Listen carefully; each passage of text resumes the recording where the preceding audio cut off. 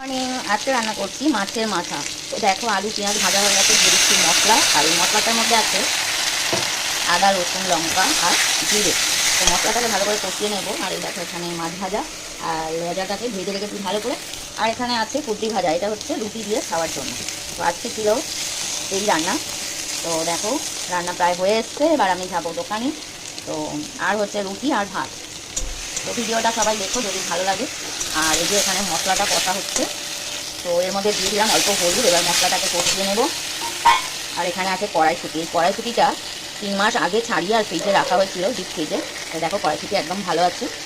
এই দেখো দিয়ে দিচ্ছি কড়াইশুঁটিটা। তোমরা যদি মনে করো তো কড়াইশুঁটি এইভাবে রাখতে পারো স্টোর করে। আমি কিন্তু এটা কোনো গরম জলে বা নুন জলে ফোটাইনি, এমনি জাস্ট ছাড়িয়ে আর রেখে দিয়েছিলাম। তো বেশ ভালোই হয়েছে কড়াইশুঁটি, কোনো খারাপ হয়নি।